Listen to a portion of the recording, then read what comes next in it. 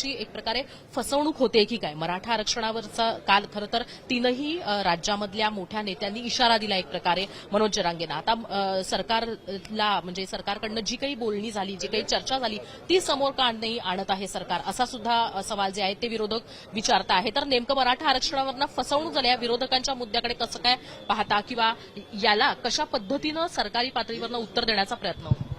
बघा, आपण एक एक टप्प्यावर पहिले बोलू की एक सर्वपक्षीय बैठक सह्याद्री गेस्ट हाऊसला सुमारे 2-2.5 महिन्यापूर्वी झाली होती. तिथे सर्व विरोधी पक्ष, सर्व सत्ताधारी पक्ष एकत्र बसून एक जे स्टेटमेंट रिलीज केलं त्याच्यावर म्हणजे की जे काय ठरलं, जो काय ठराव तिथे पारित झाला तो सर्व विपक्ष आणि सत्ताधाऱ्यांनी एक त्याच्यावर हस्ताक्षर केलं की मराठा समाजाला टिकणारं आरक्षण कायद्याच्या फ्रेमवर्कमध्ये मिळालं पाहिजे. याच्यावर सर्वांचं एकमत झालं. त्यानंतर मनोज जरांगे पाटीलांविषयी बोलायचं झालं तर पहिले त्यांच्या मागण्या होत्या की त्या ज्या नोंदी आहेत तर त्या नोंदी ज्यांच्याकडे सापडतील त्यांना ते आरक्षण देण्यात यावं किंवा ओबीसी आरक्षणाचा फायदा देण्यात यावा. नंतर आपण पाहिलं म्हणजे कुणबी नोंदींच्या बाबतीत, नंतर आपण पाहिलं की मनोज जरांगेंच्या मागण्या ज्या आहेत त्या एकानंतर एक येऊ लागल्या आणि त्या पद्धतीने सरकारला जे पटलं सरकारने केलं सुद्धा. सरकारचे प्रतिनिधी असो, रिटायर्ड जज असो, हे सर्व जाऊन त्यांना समजावून सांगत होते आणि त्यानंतर आपण पाहिलं की नवी मुंबईमध्ये गुलाल देखील उधळण्यात आला आणि त्यानंतर त्यांच्या मागणीनुसार 20 फेब्रुवारीला एक विशेष अधिवेशन देखील विधानसभेचं आणि विधान परिषदेचं झालं आणि त्यानंतर आरक्षण 10% आरक्षण आपण सभागृहाने मान्य केलं. आता याची पुढची प्रक्रिया होईल. त्यानंतर विविध समित्या बसवणं असेल, सगळं चालू आहे. मग विरोधक प्रत्येक बाबतीत जर का विरोधकांना विश्वासात घेऊन हे सगळं केलं होतं तर विरोधकांना आता कोणताही नैतिक अधिकार नाही हे सगळं ओरडण्याचा आणि विरोधकांचं म्हणजे सभागृहात एक भूमिका आणि सभागृहाच्या बाहेर दुसरी ही भूमिका हा दुटप्पीपणा आहे. मग ते रोहित पवार असतील किंवा अंबादास दानवे असतील त्यांनी खरं तर अशा वेगवेगळ्या भूमिका घेऊ नये. बाहेर एक बोलायचं, आतमध्ये एक बोलायचं, हा तमाशा त्यांनी बंद केला पाहिजे. कारण प्रत्येक बाबतीत सरकारने विरोधी पक्षांना विश्वासात घेऊनच काम केलेलं आहे आणि आता यामध्ये आपल्याला माहितीये की हे 10% आरक्षण दिलेलं आहे ते कायद्यात टिकण्यासाठी सर्वतोपरी प्रयत्न केले.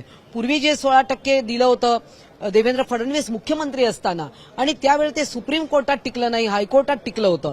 त्यावेळी ज्या ज्या त्रुटी होत्या त्याच्यामध्ये त्या त्रुटी आता दूर करण्यात आलेल्या आहे आणि आपण चांगलं बोलूया ना. सगळ्यांना पाहिजे की मराठा समाजाला आरक्षण मिळावं आणि आरक्षणावर न थांबता अनेक ज्या संस्था आहे शासनाच्या, सारथी असेल, बार्टी असेल, अण्णासाहेब पाटील महामंडळ असेल, यामधून या समाजाला न्याय देण्याचा प्रयत्न सातत्याने चालू आहे. त्याच्या निधीत देखील वाढ करण्यात आलेली आहे. कुठेतरी मनोज जरांगे पाटील हे आता फार आक्रमकपणे त्या ठिकाणी अत्यंत गंभीर आरोप करताना पाहायला मिळतात. त्यांनी उपमुख्यमंत्री देवेंद्र फडणवीस हे मला विष घालून मारण्याचा प्रयत्न करतायत असा गंभीर आरोप केलेला आहे. विरोधी पक्ष त्यावरही चौकशीची मागणी करते. यापूर्वी सुद्धा ज्या ज्या वेळेस आंदोलनं केली, उपोषणं केली मनोज जरांगेंनी, त्यावेळेस मुख्यमंत्र्यांनी आपला इगो बाजूला ठेवून त्यांचं उपोषण सोडवायला ते स्वतः त्या ठिकाणी घटनास्थळी गेलेले होते हे त्यांनी स्वतः सांगितलं. आणि असं असताना सुद्धा कुठेतरी या मागण्या ज्या आहेत या अव्यवहार्य आहेत हे सांगण्यामध्ये सरकार सुद्धा काही अंशी अपयशी ठरते असं वाटतंय का तुम्हाला? नाही, सरकार बघा टप्प्याटप्प्याने आणि व्यवस्थितपणे सगळा विषय हाताळत आहे.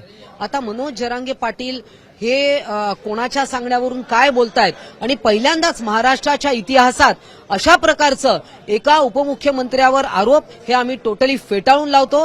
काल मुख्यमंत्र्यांनी जी प्रेस कॉन्फरन्स घेतली, दोन्ही उपमुख्यमंत्री त्यांच्या बाजूला बसलेले होते आणि पहिल्यांदाच मुख्यमंत्री यांनी हे अतिशय कडक भाषेत मनोज जरांगे पाटील यांना सांगण्याचा प्रयत्न दिलाय, इशारा केलेला आहे आणि असे आरोप महाराष्ट्र एखाद्या उपमुख्यमंत्र्यावर अजिबात खपवून घेणार नाही. कायदा सुव्यवस्था बिघडू नये किंवा आंदोलन एक प्रकारे भरकटू नये यासाठी आता सरकार विशेष काय पावलं उचलणार आहेत आणि त्याचबरोबर विरोधकांच्या केलेल्या आरोपांना काय उत्तर देणार? नाही, सरकार सभागृहामध्ये योग्य पद्धतीने सगळ्यांचाच समाचार घेईल. ज्यांनी मराठा समाजाला आजपर्यंत कधी न्याय दिला नाही, जे स्वतःला मराठ्यांचे नेते समजत होते, ज्यांच्या मोठमोठ्या शैक्षणिक संस्था, साखर कारखाने असे आहेत, त्यांनी त्यांच्या समाजासाठी काय केलं हे देखील आज समाज विचारत आहे. आणि जेव्हा एक उपमुख्यमंत्री जे अगोदर मुख्यमंत्री राहिलेले आहेत त्यांनी मराठा आरक्षणासाठी इतकं काही केलं, ते दुर्दैवाने सुप्रीम कोर्टात टिकलं नाही. आणि आताचे जे मुख्यमंत्री आहेत यांनी पण सर्वतोपरी प्रयत्न ते करतात आहे. नुसतेच प्रयत्न नाही, ते कागदावर उतरून त्याच्याबद्दल अधिवेशन देखील घेतलं, 10% आरक्षण दिलं. त्यामुळे आता मनोज जरांगे पाटील यांनी खरं तर सुज्ञपणे वागावं असं सर्वच आम्ही त्यांना आव्हान करताय. आणि हे जे आहे की माझ्या जीवाच्या मागे कोणी लागलंय वगैरे, हे अत्यंत धादांत, निराधार आणि खोटं आहे.